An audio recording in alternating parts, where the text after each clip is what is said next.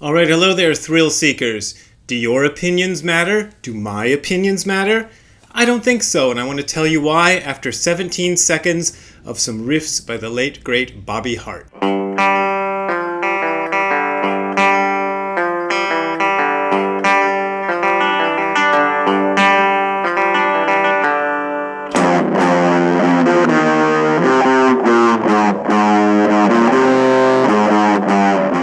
Alright, those were the opening riffs to the songs Last Train to Clarksville and Valerie, both by the Monkees, both co-written by the late, great Bobby Hart, who passed away recently, so I did those in honor of him.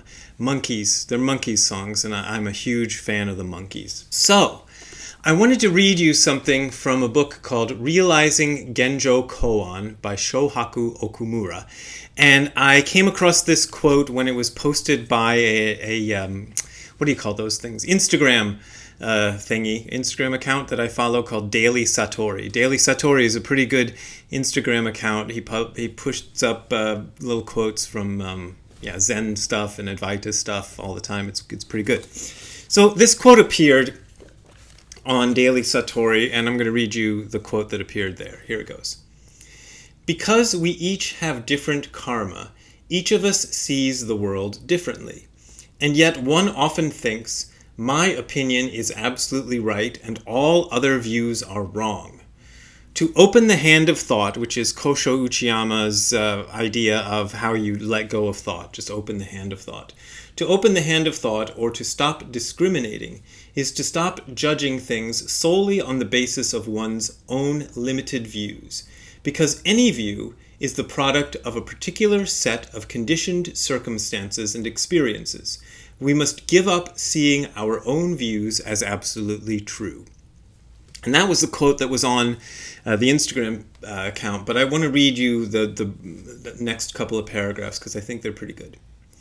Non-discrimination is something represented as a circle, just as Dogen expressed it in the circular horizon of the ocean. Okay, that's a reference to something we didn't hear about yet. Anyway, yet when we conceptualize anything as a true description of reality, as an absolutely true description, we are already outside of reality. When we characterize or when we conceptualize anything as a true description of reality, as an absolutely true description, we are already outside of reality. To stop discriminating occurs only when we let go of thought in the sitting practice of Zazen.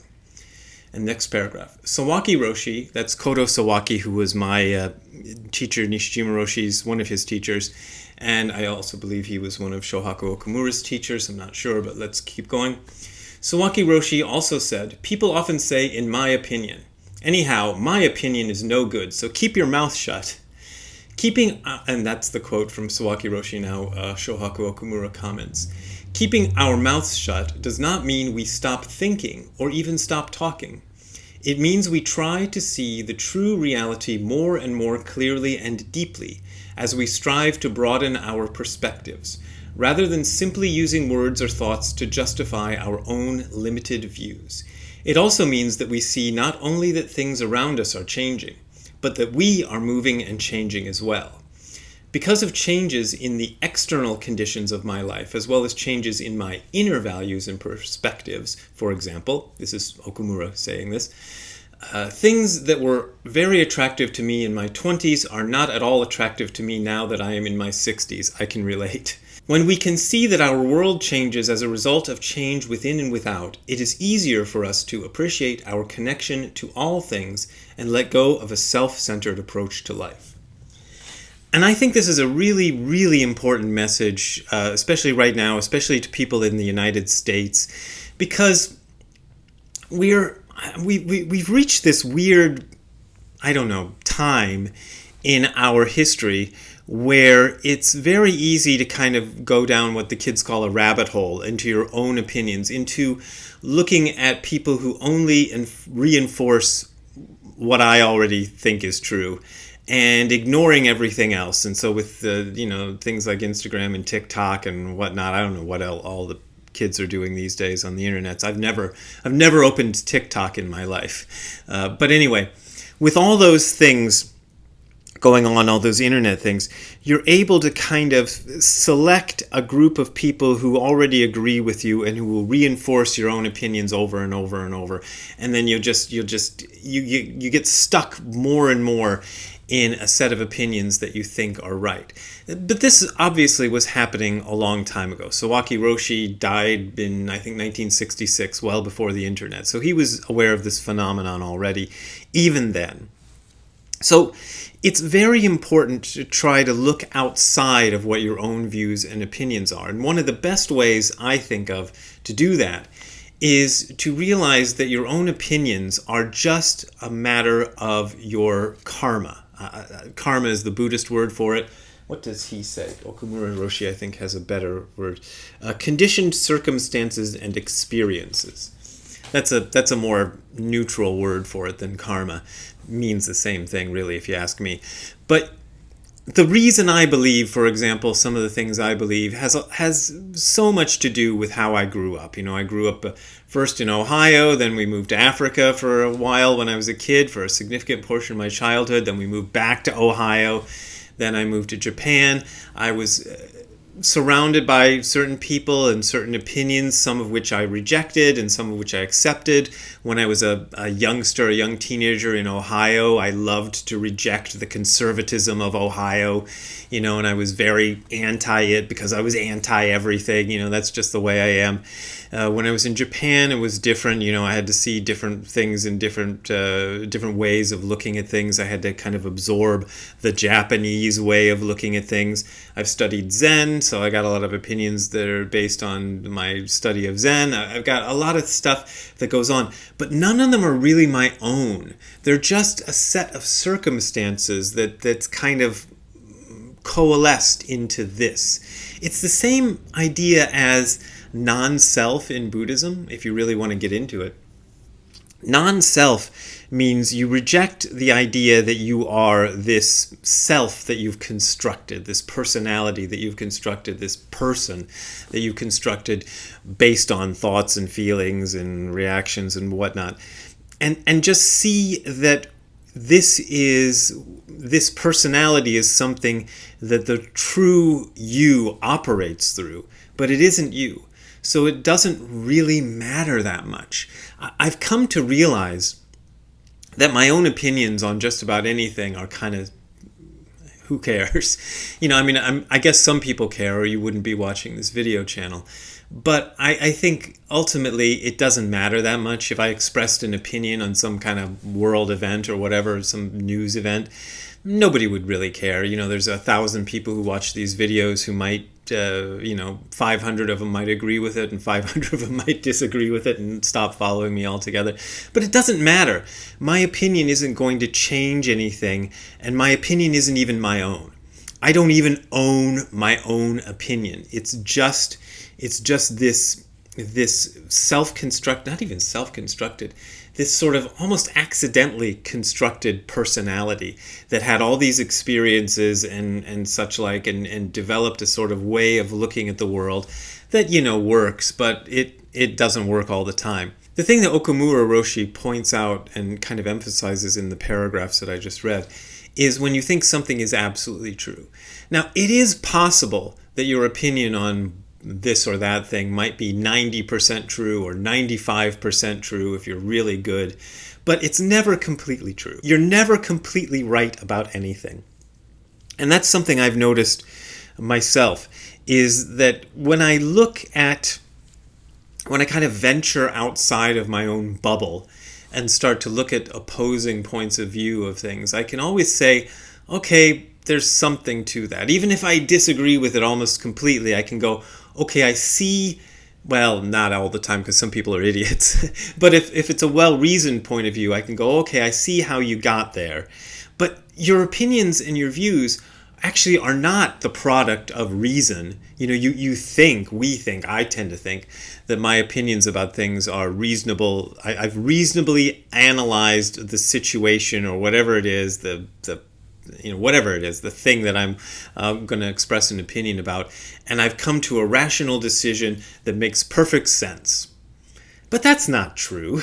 That's not true, because I've got all this conditioning and stuff which prevents me from seeing the truth of opposing points of view to what I actually believe. So even if you get to be 90 or 95%, or let's say you're really, really good and you get 99%, true on something, you're never going to be absolutely true. There's always some other thing to be looked at. And one thing that Okumura Roshi points out in this stuff that I read is that made me kind of think as I was reading it off to you just now, is maybe this is harder for younger people to appreciate. I think it was harder for me to appreciate when I was young. And now that I'm an old guy, I can look back and go, oh yeah, my opinions on this and that and a lot of things have completely changed. But when you're like 25 or something, your opinions haven't really changed all that much. They're still in the process of formation. So you can get to that mindset where you think, oh, I'm absolutely right about this. I'm absolutely right. And that guy is so wrong. But that guy, maybe he's not that wrong. Or maybe what he's saying is he's saying it kind of rhetorically. People do this all the time. They'll express an opinion which is a little bit, maybe sometimes a lot, more radical than the opinion they actually hold because they want to have a conversation. And I think having conversations about opinions is really important. If you can have a quiet, honest conversation about conflicting opinions and listen to the people who have different opinions from you, you can actually learn a lot. Even if you still come away from it thinking that that guy is totally wrong, you can learn a lot because you can kind of understand, oh, I see why he thinks that. I see what forces drove him into thinking that. Dogen has this one piece of advice that comes up in, I think it's in Shobo Genzo's Ui Monkey, where he says, if you find yourself in a situation, he's talking to monks who are living together at a temple. He says, if you find yourself in a situation where you know you're right and the other guy you're talking to is absolutely wrong and you just can't make him see your way, it is best to let the argument drop. Don't admit, you don't have to falsely admit, this is what Dogen says, you don't have to falsely admit you're wrong when you're actually right, but let the argument drop.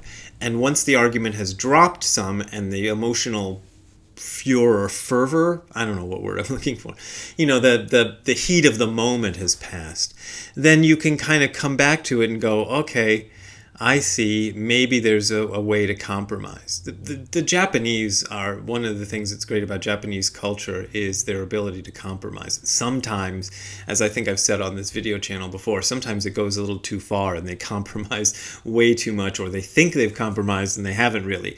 But when it works, it's great. Because being an island nation, everybody was packed close together, a crowded island nation, and couldn't get away from each other. So you had to interact with people whose opinions were different from yours.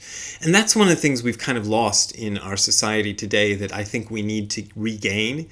When I think about my own past, I think that there were a lot of times where I had friends, relatives, people in my life whose opinions I totally disagreed with, but who I had to spend time with. I remember one guy, one of my group of high school friends, who I thought was wrong about just about everything. But we had enough in common that we still traveled in the same circle of friends. We liked the same kind of music. We were kind of nerdy about the same stuff. The fact that we disagreed about politics and religion and some of these other things, we just had to put that aside and get along. And I think that's really important. I think we really have to get back to learning how to do that. And that's very difficult if all your communication is done through devices like the one you're watching this video on, because those devices are so easy to kind of, what was the word I used? It's so easy to kind of create a world in which everybody agrees with you. And you can think that that's the real world, but that's not the real world. In the real world, not everybody agrees with you. Everybody doesn't agree with you. Most people don't agree with you. And it doesn't matter that much. You can still find a way to get along. So I think this is really, really important. Know that your opinions and views are a matter of conditioning, of karma. Let's see again what I always forget what I just read. Conditioned experiences and circumstances. Conditioned circumstances and experiences. Easy. Why didn't I remember that? Anyway. Your conditioned circumstances and experiences have led you to believe certain things are true, and maybe some of them are true, but it doesn't matter because all of it is just conditioning. So your opinion isn't that important. That's what I think. And neither is mine. So there you go.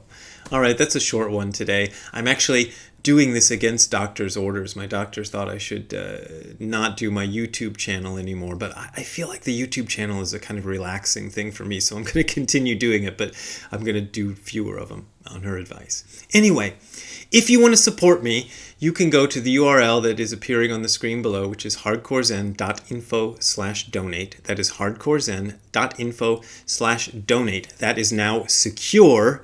I paid all the money and did all the stuff to make it secure, so nobody has to be scared of it. Anyway, it was just a link to another page, so it didn't matter. Anyway, that's where you'll find my PayPal and Patreon accounts. Did I say that? And those are my only way of making a living right now, especially right now, because I would be in Germany right now leading a retreat, but I'm not. So here I am doing my thing at home, and I appreciate your support, but as always, you don't got to support me if you don't want to support me. All right, we will see you next time. Have a good time all the time. Bye. Hey, Ziggy. Ziggy, look at the camera. Hey, how you doing? It's hot outside, huh? It's supposed to cool down tomorrow, though. All right, I'll let you just sit there. See you, babe.